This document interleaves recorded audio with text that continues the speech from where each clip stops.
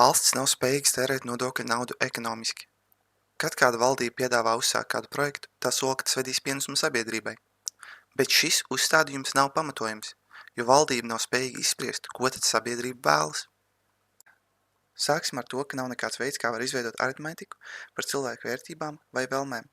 Kādam var patikt vanīļas garš labāk kā šokolādes, bet no tā nevar uzsākt nekādas aprēķinas. Piemēram, situācijā, kur tev piedāvā 3 vanīļas saldējumus vai 6 šokolādes saldējumus, cilvēks izvēlēsies 6 šokolādes saldējumus, bet ja to nomaina uz 4 vanīļas saldējumiem un 6 šokolādes saldējumiem, atkal tas pats cilvēks ir izlemt izvēlēties 4 vanīļas. Tātad cilvēku vēlmes ir aprakstīt tikai ordināli, nevis kvantitīvi. Bet tā ir tikai viena problēma. Ir skaidrs arī, ka cilvēku vēlmes konstanti mainās, kas jau neiespējamo padara vēl neiespējamāku. Tā kā nevar būt vienotas mērvienības, ierēdnis nevar saskaitīt pilsoņu vēlmes un iegūt matemātiski pareizu lēmumu sabiedrības kopējai labklājībai.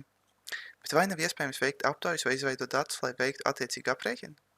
Tas nav iespējams, jo aptaujas gadījumā vaicāt kādam, vai tu vēlies saldējumu, un tas, ka cilvēks pieliek pūles tērēt savu naudu, lai to iegādātos, ir divas dažādas lietas. Ja pat ir iekrāti dati par to, ko cilvēki tad lieto un pērk, tas dod informāciju tikai par vēsturi. Tas nevar paredzēt, kas notiks nākotnē. Tātad, lai arī kādu projektu valsts izpildīt, tas ekonomiski ir ar mīnusu. Arī tad, kad valdība, teiksim, ir izlēmusi lēmumu būvēt kādu projektu, šī problēma parāda sev vēl nozīmīgāk, jo jebkādu projektu īstenošana nepieciešams izejmateriāli, kā arī jāiegulda darbs, kā arī bieži ir iespējami dažādi materiāli, kā šo projektu īstenot. Tā kā valsts veiks šos iepirkums par nodokļu naudu, tie būs mākslīgi atņemt no tirgus, un to cena attiecīgi mainīsies.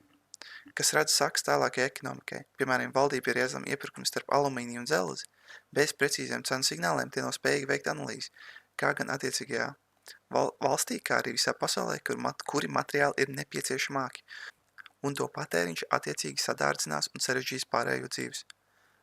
Protams, ka viens projekts to neiespējot pārāk iespaidīgi, bet projektu apjoms, kā arī laika gaita izveidot situāciju, kuriem cilvēks strādā darbu, kurš nav pieprasīts, kā arī materiāli tiek izlietot, veidos, kā tas nav pieprasīts.